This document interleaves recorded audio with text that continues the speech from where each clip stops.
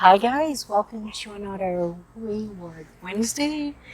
Today I'm more wayward than usual. I actually come to you with my September TBR.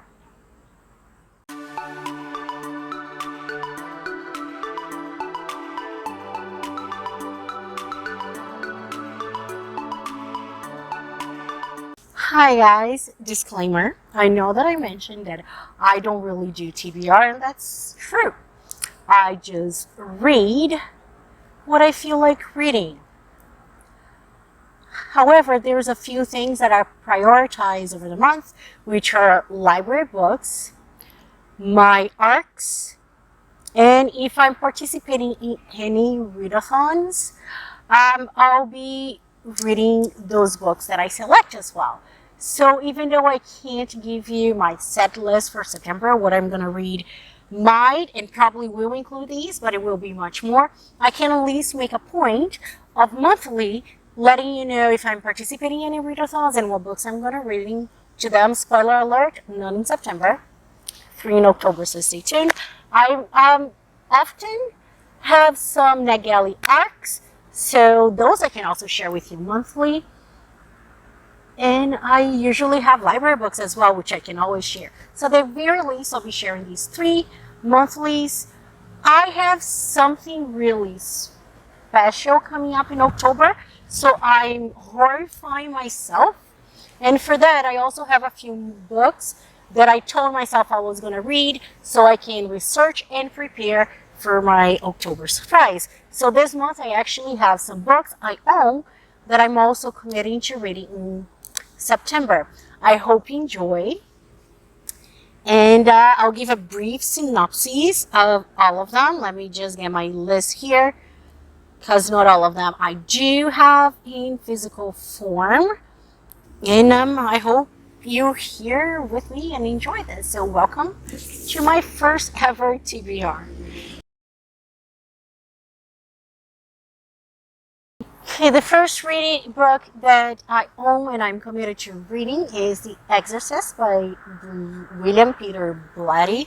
I think even people who do not like horror has heard of this story, where basically this 11-year-old girl, Reagan, is possessed, and we follow the book as she gets worse, and a group of individuals, including a priest, is determined to exorcise the demon out of her and save the girl's life and soul.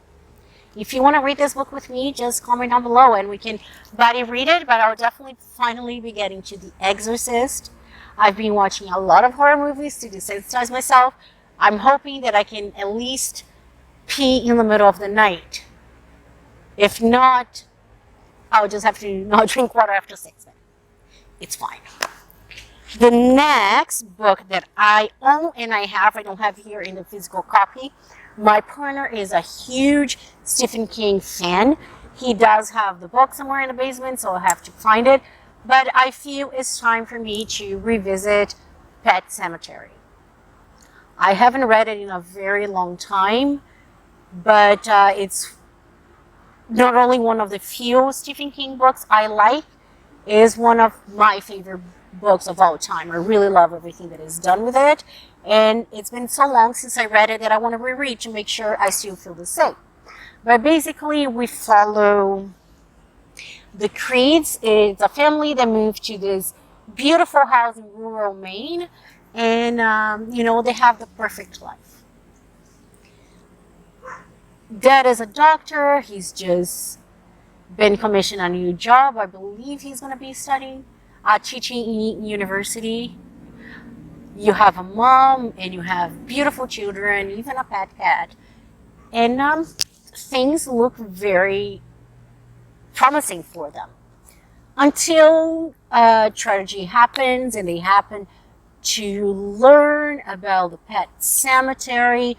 I don't think anyone can be spoiled about this right now, but I'll refrain from it. So basically is a horror book, a terrific and terrifying horror book about how a family makes a choice that seems like the perfect choice at first out of desperation, but they'll soon realize that sometimes that is better. Next, I have a book I mentioned before on my book outlet haul. So I have All Things Cease to Appear. I really feel that it's time for me to read it. I've been waiting for it forever. I just got my turn for the audiobook on my library, so I think I'll do immersive reading. I really like doing that, listening to the book and reading it at the same time. And if I can't finish the audiobook before I'm done with the whole story, at least I have my own book to finish it up, so no better time than present. Here we follow George. He's an art history teacher in a private school that one day, comes home expecting dinner, but finds his wife dead. And their 3-year-old daughter just there. God knows how long she's been around her dead mother. The police, of course, suspects him. And let's just say that he's not exactly a great citizen, but he has some very committed, I'm assuming rich parents that get him out of the trouble. So even though he's not under suspicion anymore, there is this very obsessed cop that still suspects him and is going to do whatever he can to make sure that justice is met. George's life becomes a jingle with those of 3 orphan teenage boys. They used to live in the house they currently own, and the book says that it's going to be 20 years before any hard justice will be met. Sounds really good, very atmospheric, and again, one of my favorite horror authors recommended the book, and that's Rachel Harrison. I can't wait for Keko, her book that comes out in October. I'm sad I didn't get an art for it, but it's fine. I pre-ordered it anyway, so at least I'll get to read it first somewhere I can tab. Take that, Berkeley. No, just kidding. I love Berkeley Publishing House. Next, I have 3 anthologies. I don't know if you know, I've mentioned a few times on Instagram, and I'm probably boring people I know ad nauseum, but I love horror short stories. It is probably my most favorite horror experience. I love how it's usually told in the first person. Most often than not, the end is either very depressing, very mind-bending, or completely ambiguous. And I find it very interesting that it's really hard to find one bad short horror story. Authors seem to really have fun and go places and deliver that bite-sized perfection. Therefore, I've been reading a lot of horror anthologies to get me ready for Halloween. So I've read a few already, but the ones that I own and I'm slowly getting into are 3. I have Autumn Crow by Cameron Cheney. I'll link his channel up here and down below. He's an amazing YouTuber. He's loved by many people. And he's also an author. So I purchased this book. I purchased it as an ebook, and I can't wait to try it out. Well, Nakia loves him, so he can't be that bad, right? I'll also link her channel down below. As always, support her. Anyway, the other horror book anthologies I have is The Complete Horowitz Horror. I really love Anthony Horowitz. He's very cheeky. He is honestly, his writing is perfect. You might not like his stories, but you can't complain about the way he writes. So I can't wait to see what his horror will do to me. His mystery is cheeky, is funny, is meta, is everything I adore. And I'm hoping that if he can scare me as much as he entertains me, I'll be really down for that. And next, I have another horror book anthology. We Are Where the Nightmares Go and Other Stories by C. Robert Cargill. And I don't know anything about this book other than promises an array of different kinds of horror stories and monsters. And look at this cover. I mean, this guy kind of gives me the Lovecraft vibes, and I don't know, nightmare and horror go together. So these are the books that I own that I'm going to be reading in September. My library books for this one, I made an oopsie. So I put some books that I wanted on hold, thinking that I would be like 20th or something in line. And then I started getting emails, and last week I got 10 books. So I'll talk about them on Friday. Usually I don't have that many library books, and so I'll just do my library haul, because when am I going to get another big haul like that, right? So for my library books, I'll go over them on Friday. So now to my arcs. I am a Netgalley user. I only request books that I'm curious about and I will enjoy, and most of them are books that I'll even purchase for my collection. After that, I just can't wait to read them. I try not to get many books at the same time, and I'm committed to always reviewing them before they are published. The reason why I do this is because I want to be fair, I want to be respectful of the publishers and authors' time, and I'm not really greedy. And also because I hate rejection. I don't know how to deal with rejection. It hurts me to my core. And usually I'm rejected for the books that I want the most. And that's a hard pill to swallow. So I don't get that feeling often. But every time I see a book that I know I'll be rejected, I'll still request. And I'm talking to you, Berkeley. I don't think they have approved any of my requests except for one. But it is what it is. I mean, them, Penguin Hound House, and HarperCollins are amazing publishing house. They are really good at putting out their books that I love and I wanted to read and make it to my publishing house. Of course, they will prioritize bigger YouTubers, influencers, bloggers. I just request knowing I won't get them, but it hurts when I get that. That out of the way, I'll start off with my ebooks.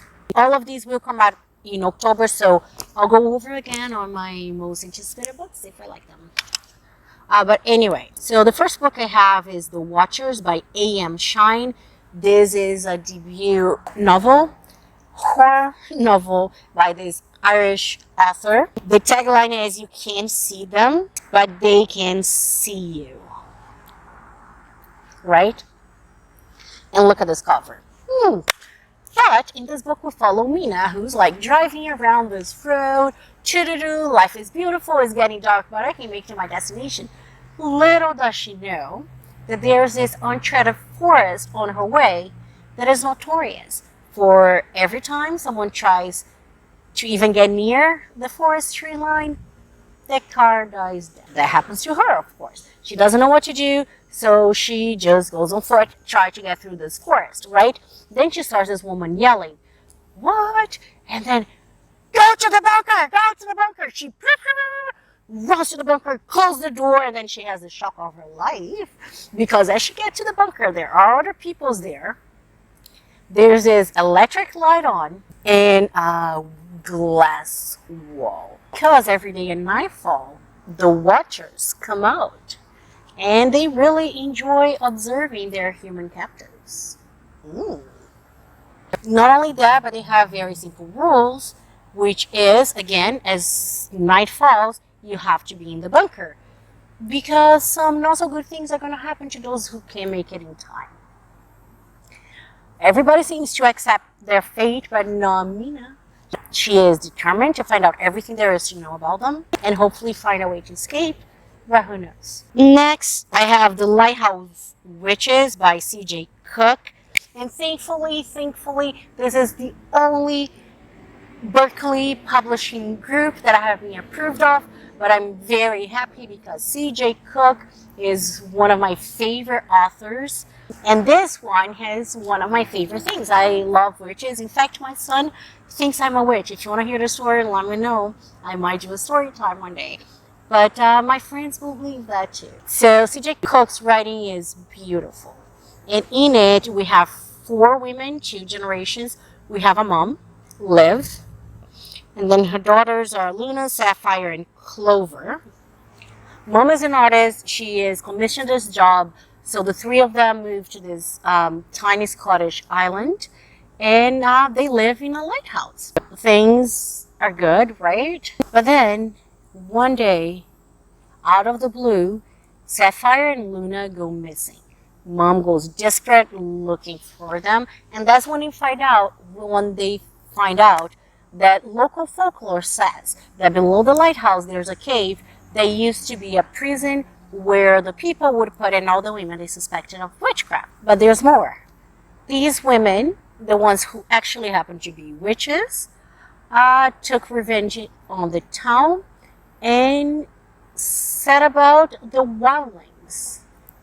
These are beings that sound like children, but they are vicious. And the townsfolk tell Liv that if you ever see a wildling, you have to kill them. That's it, because they will do nasty things to you. Of course, Liv tries everything she can to find her daughters, but nothing happens. And this strategy affects her, but also, sorry, I don't know if I said it correctly. The girls that go missing is Sapphire and Clover. So this also affects Luna. And it's been 22 years. Luna never gave up finding her sisters. And then one day she gets this call. It's the police saying, we found Clover. She runs back on whatever she needs to run back. I don't know if it's a car, an airplane, or whatever. But she makes her way to that island that she hasn't visited ever since tragedy struck her family.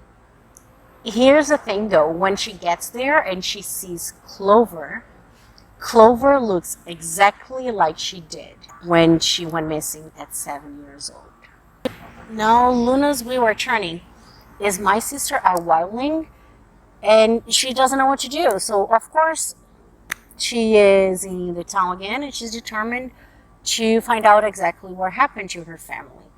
Only she might have to pay a price she doesn't anticipate for the truth. The next one, I have The Midnight Men by Caroline Mitchell. It is by Ambla Books. And by the way, so far all of these books I got from Netgalley. Thank you so much. I'm very thankful. The Midnight Men is supposed to be a thriller, but it sounds very scary. The blurb starts with this, right? If you open your door to the Midnight Man, hide with a candle wherever you can. Try not to scream as he draws near, because one of you won't be leaving here. So then we meet 5 friends, right? Who, just think they are old enough. They done with trick-or-treating. They're next to the next Halloween fun, which is why not go to Black Hole Manor on Halloween and do like a ritual. Let's summon the Midnight Man, right? So they write their names on the paper, they soak the paper with blood, probably like just a prick on their fingers, they don't cut their wrists or anything. But, and then right at midnight strikes, they knock on the door 22 times. Did they summon the Midnight Man? We don't know. What we know, before going into the book, is that what was supposed to be harmless fun ended up with only 4 of the girls returning home. So, of course, they investigated, and to investigate it, they call in Detective Noble, who is supposed to be someone who really knows the history of the manor inside out. And then the book poses a question, is she really ready to meet the Midnight Man? So it seems to be like a thriller, maybe a serial killer-ish, but with really spooky Halloween vibes. So I'm highly interested in this one. Next, I have The Parents, also gotten through Netgalley. Seems to be every parent's nightmare. So we have Alex and her 13-year-old son, Harry. She is recently widowed. She's looking for a fresh start. So they move to this new community. They rent this Primrose Cottage. Everything is going fine, but she's not ready to trust people yet. So she keeps to herself. She keeps her son to herself. But then one day, one of the parents from the local weekend sports club just says, Your son seems to be really good at soccer, I believe, or sport. He should join the club. She thinks about it and decides to take a leap of faith because, her son deserves to live a life. And it pays off because he's really happy to be, playing sports every weekend. And then all of the community, the parents that are there, seem to be very welcoming. So Alex is feeling pretty good about her choice. However, there's always a however. It's not only after that, some mysterious, anonymous messages are being sent and they exposed the secrets of the parents in the group. Things get worse when one of the parents die at the end of a party. And then Alex is thinking to herself, looks like these parents are covering more than just lies and scandals. What do they have to hide? And did I really make the right choice? My guess will be no. Next, I have an arc that was given to me by the author, Trevor Wilson. This is a Canadian self-published book. Earlier in the year, I read his debut novel, Heart of a Runaway Girl. I'll link my review up here. It was so good. It's set in the 80s. I really love the way he wrote. Was very mindful of the reader. There's nothing there that is out of place. And we have like one of the most delightful main characters I've seen in a while. This is a small town waitress. She's also a social justicer extraordinaire. Like, she's funny and motivated, and she is not afraid to do what's right. So she had this run-in with the town drug lord, who is a racist prick, Carl Larson. From the previous book, Mabel got this kind of reputation. So when her drug addict daughter goes missing, this single mom is desperate to find her and seeks Mabel's help. Mabel accepts it, knowing that it will probably mean another face-to-face battle with that racist drug lord. She's not afraid of him, never has been. She's going for it, and she's determined to find this girl. And as always, the sheriff in town sits on a beautiful fence, knowing exactly everything that is going wrong as far as crime goes, but doing nothing about it because he's kind of in the back pocket of the drug lord, even though he's not true corrupt. He just doesn't make any choices that will benefit the town if he doesn't have to. Well, Mabel's niece that she raises now goes missing too. And that's when Mabel is like desperate to find it, and she's going to do whatever she can to find these two girls now. And the sit on the fence sheriff is going to have to pick a side, because as things starts to fester in the town becomes this beautiful pressure cooker of hate and violence ready to explode. He can't sit on the fence anymore. And that's missed me, and I'll definitely be reading that. To finish the video, I have 3 audiobooks. The first one I have is I Am Not Who You Think I Am by Eric Rickstead, narrated by Steven Weber. I love his voice. And produced by Blackstone Publishing. So we follow Wayland that one day at the tender age of 8 walks into his house and he sees his dad dead of an apparent suicide. There is a note that is left, and the note says, I am not who you think I am. He's stricken by grief, and at the tender age of 8 he cannot make the best of decisions. So in his mind, to protect his dad, he hides the note and keeps it and doesn't let anyone see it.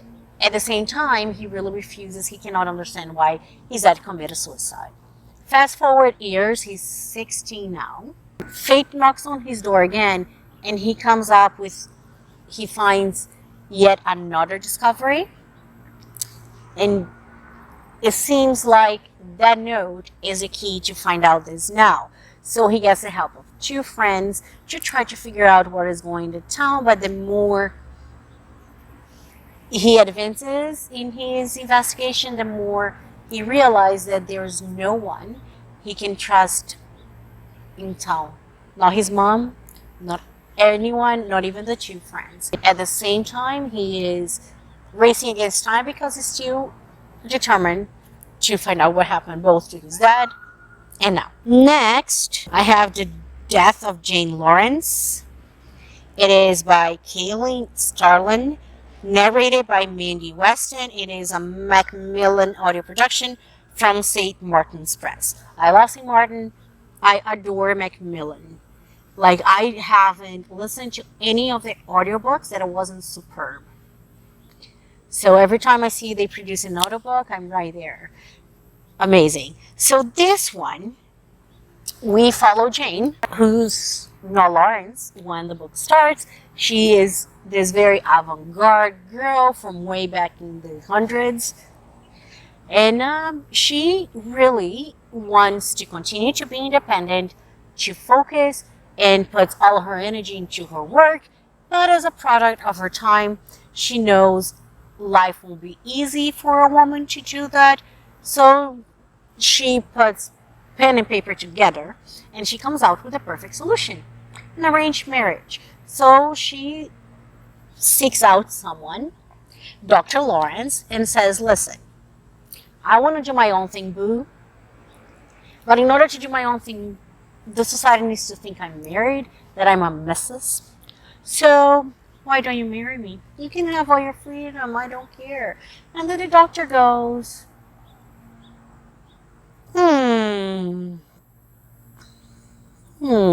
okay, I'll do it. Why not? Let's give it a try. I do have one condition though. My condition is you never come to my family decrepit manor, Landred Hall. Jane goes, boo, let's do this. They get married on their wedding night. She has a little accident. It's the middle of the night. It's raining. Whatever. She has no choice but to knock on his door. Only when the door is open, it's not her groom that she sees. The confident, lively groom is a totally paranoid man who jumps at everything and can tell reality from real life. She finds it really strange. Her skin is crawling, but she has no choice. She goes in.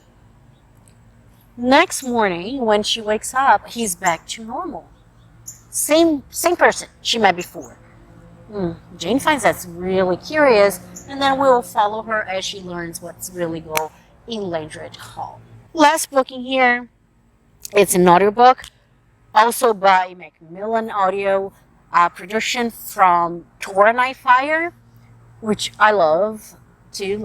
They release a lot of good horror. They even have a horror book anthology that is free of charge if you have Spotify and some other platforms. I'll link the list for that if you're interested in hearing down below. But this is Nothing But Blackened Teeth by Cassandra Call, narrated by Swahila Elatar. It's a novella and it sounds so interesting. It is about this abandoned Heian era mansion that has a reputation for being haunted. It is said that the bones of a bride lay right underneath the house and that the remains of sacrificed girls are right within the walls. It sounds like a perfect wedding destination, right? No, not to the normal person, but there's this group of people that think this is amazing. That's where they're going to go to get married, and they take the party to the mansion. They go there, everything starts great. Yeah, but then things go downhill. Things go downhill when they find themselves face to face with this, dead bride with nothing but blackened teeth and a hungry heart. if there's like a book that I think is going to scare me, can't wait for it. Whoa, that's it for my September TBR ish, because I still have my library haul. But thank you for being here. I can't wait to see you next. And if you have any books that you plan on reading this month, comment down below. Maybe they'll make it to my next TBR. Always look forward to recommendations from you too. And until next time, be the hummingbird. Bye.